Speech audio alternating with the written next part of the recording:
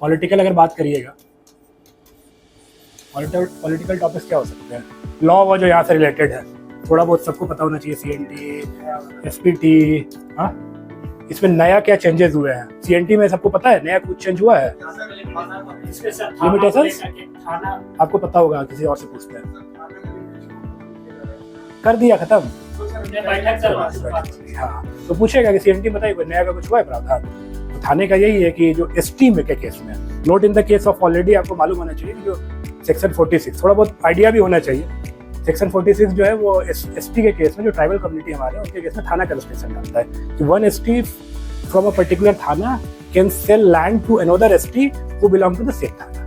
But in case of OBC as well as in the case of SCs, the limitation is that of the district.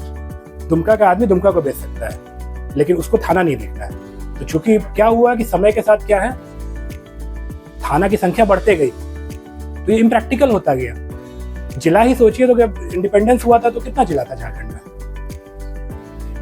7 ठीक होगा। मानभूम जो है वो partly Jharkhand में था, पार्टली ये था, बट उसका हेडक्वार्टर जो था वो झारखंड ही माना जाता था। वैसे तो हेडक्वार्टर उसका पुरुलिया था, लेकिन हाँ, मानभूम जो था, नहीं ठीक बोल रहा है, मानभूम जो था पहले बिहार का हिस्सा था, बाद में उसको फिर ऑर्गेनाइज करके जो है वो कुछ पार्टी है, तो 7 जिले थे।